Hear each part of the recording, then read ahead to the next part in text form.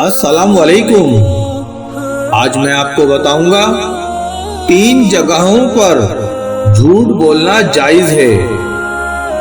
वैसे तो झूठ बोलना बहुत बुरी बात है, क्योंकि झूठ बोलने से मुआशरे में बेशुमार बुराइयां जन्म लेती हैं। जैसे कि हदीस मुबारक में रसूलुल्लाह सल्लल्लाहु अलैहि वसल्लम फरमाते हैं कि सच को लाजिम कर लो, क्योंकि सच्चाई नेकी की तरफ ले जाती है और नेकी जन्नत का रास्ता दिखाती है। आदमी बराबर सच बोलता रहता है और सच बोलने की कोशिश करता रहता है, यहाँ तक कि वो अल्लाह के नजदीक सद्दीक लिख दिया जाता है। और झूठ से बचो, क्योंकि झूठ फजूर की तरफ ले जाता है और फजूर जहन्नुम का रास्ता दिखाता है। आदमी झूठ बोलता रहता है, झूठ बोलने की कोशिश करता रहता है, यहाँ तक कि उसे अल्लाह के नजदीक कज़्ज़ाब लिख दिया जाता है। मेरे दोस्तों और अजीजों, झूठ एक ऐसा फेल है जिसका शुमार गुनाह कबीरा में होता है।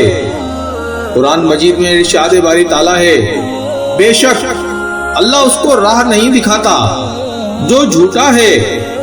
झूठ के लिए अरब में कज़ब का लफ्ज इस्तेमाल हुआ है और इसके मायने झूठे और झूठ बोलने वाले के हैं। झूठ एक ऐसी बुराई है जिससे दूसरी तमाम बुराइयां निकलती हैं, इसलिए झूठ को तमाम बुराइयों की जड़ बताया गया है। अब मैं आपको बताऊंगा वो 3 जगहें जहां पर झूठ बोलना जायज है। पहली जगह, आदमी अपनी बीवी से बात करे ताकि उसको राजी कर ले, अपनी बीवी को खुश कर सके।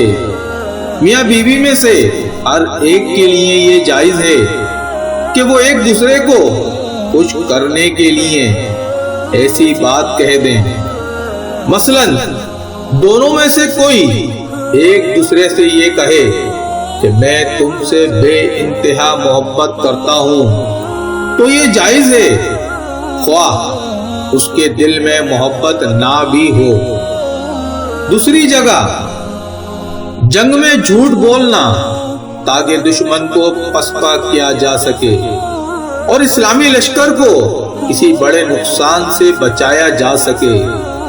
जंग के दौरान अपने मुकाबिल को धोखा देना जायज है।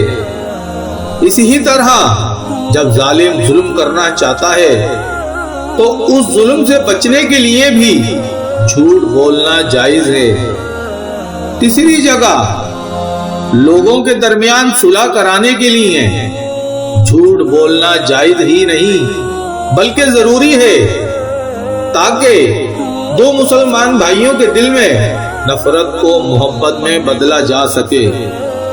मेरे भाइयों और दोस्तों, अगर आपको ये वीडियो पसंद आई हो तो लाइक, शेयर और सब्सक्राइब लाजमी करें।